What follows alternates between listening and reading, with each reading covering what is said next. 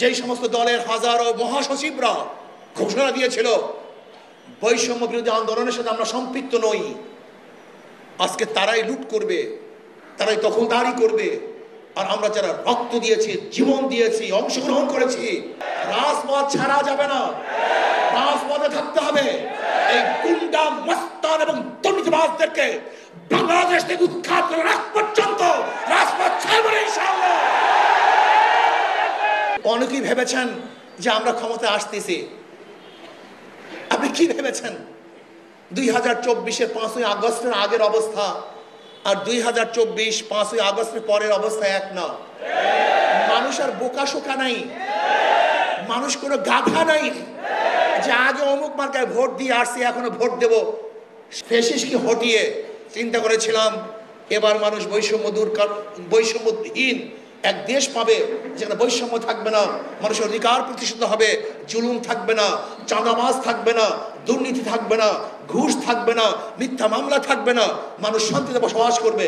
কিন্তু আমরা কি দেখলাম 5ই আগস্টের পরে আবারও সেই বৈষম্য, আবারও চাঁদাবাজি, আবারও দুর্নীতি, আবারও দখলদারি। গিয়ে দেখেন এই বরিশাল আমাদের মডেল থানার মধ্যেও, আমাদের সদর থানার মধ্যেও হাজারো মিথ্যা মামলার পাহাড় হয়ে গেছে। এর কারণটা কি? মানুষ শান্তিতে নেই, মুক্তি পায় নেই। এর কারণ হলে এই দেশ পরিবর্তন, দল পরিবর্তন এবং নেতা পরিবর্তনের মাধ্যমেই মানুষের শান্তি আসতে পারে না। শুধু চাঁদার চেহারা পরিবর্তন হয়েছে, চাঁদার পরিবর্তন হয়নি। দুর্নীতি হার পরিবর্তন হয়েছে, দুর্নীতি বন্ধ হয়নি। 5ই জুলাই এই টাউন হল থেকেই আমরা প্রথম ঘোষণা দিয়েছিলাম বৈষম্য বিরোধী আন্দোলনের সাথে আমরা সম্পৃক্ত আছি, থাকবো, ছিলাম। আমরা ছিলাম সামনের কাতারে। যেই সমস্ত দলের হাজারো মহাসচিবরা ঘোষণা দিয়েছিল বৈষম্য বিরোধী আন্দোলনের সাথে আমরা সম্পৃক্ত নই, আজকে তারাই লুট করবে, তারাই দখলদারি করবে। আর আমরা যারা রক্ত দিয়েছি, জীবন দিয়েছি, অংশগ্রহণ করেছি, আমরা তাদের দখলদারি বন্ধ করতে পারবো না। আমাদের আন্দোলন সাকসেস হয়নি, আন্দোলন আবারও করতে হবে, সংগ্রাম আবারও করতে হবে। রাস্তা ছাড়া যাবে না, রাজপথ ছাড়া যাবে না, রাজপথে থাকতে হবে। এই গুন্ডা মস্তান এবং দুর্নীতিবাজদেরকে বাংলাদেশ থেকে উৎখাত করে রাখ পর্যন্ত রাজপথ ছাড়বে না ইনশাআল্লাহ। সমাপ্ত কর্মমোদের অবকাশ কোথায় বিশ্রামের? এখনো জুলুম চলতেছে, অত্যাচার চলতেছে।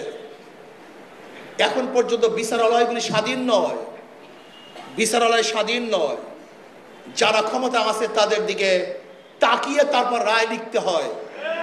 এই বিচারালয় আমরা চাই না, আমরা বিচারকদের স্বাধীনতা চাই। যদি কোন আওয়ামী লীগের লোককেও বিচারালয় মুক্তি দেয়, আইনের ফাঁকেরা বের হয়ে যায়, সমস্যা কোথায়? আর আমিও যদি আইনের মাধ্যমে আটকা পড়ি, সমস্যা কোথায়? আমি বলবো বিচারকদেরকে স্বাধীন দিতে হবে, তারা তাদের ইচ্ছা অনুযায়ী বিচার করবে, প্রেশার ক্রিয়েট করা যাবে না। যদি বিচারের উপর আপনি প্রেশার ক্রিয়েট করেন তাহলে মনে করতে হবে যে এই কূপ আপনি খনন করেছেন, এই কূপই আপনি পড়বেন। যেরকম আওয়ামী লীগ গোটা বিচারালয়ের স্বাধীনতাকে হরণ করেছিল, তার হরণ যদি না করত, বিচারকদের স্বাধীনতা দিত, আজকেও তাদেরকে ধুকে ধুকে জেলখানায় মরতে হইতো না।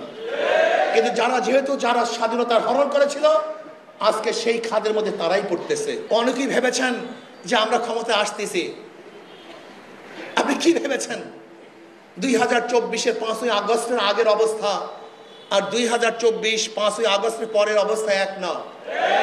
মানুষ আর বোকা শোকা নাই, মানুষ কোনো গাধা নাই যে আগে অমুক মার্কায় ভোট দিয়ে আসছি এখনো ভোট দেব, সে চিন্তা দূর করেন। এখন মানুষ দেখবে কোন দলের মধ্যে দুর্নীতিবাজ নাই, গুন্ডা নাই, বদমাশ নাই, খুনি নাই, ধর্ষক নাই, মানুষ সেই দলকে গ্রহণ করবে।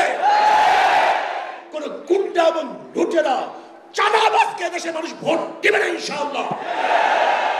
আমি অন্তর্বর্তী সরকারকে বলবো পিআর সিস্টেম নির্বাচন করুন, পিআর সিস্টেম নির্বাচন দেন, সংখ্যানুপাতিক হারে নির্বাচন হবে, প্রত্যেকটা মানুষ মার্কায় ভোট দিবে। যদি মার্কায় ভোট দেওয়ার ব্যবস্থা করুন তাহলে কালো টাকার সরাসরি হবে না, বেশি শক্তি ব্যবহার করবে না। মানুষের অধিকার বাস্তবায়ন হবে, প্রত্যেকটা মানুষের ভোট কাজে লাগবে। যারা ধানের শীষে নির্বাচন করে তারা নিজেরা ধান কাটতে পারে না, যারা নৌকা নির্বাচন করে তারা নৌকা চালাতে পারে না, যারা নাঙ্গল প্রতীক নিয়ে নির্বাচন করে তারা নাঙ্গল নিজে বইতে পারে না, যারা কুঠার কাস্তে নিয়ে নির্বাচন করে তারা নিজেরা লাকড়ি ফাটতে পারে না, ধান কাটতে পারে না, যারা গরুর চাকা নিয়ে নির্বাচন করে তারা গরুর গাড়ি চালাতে পারে না।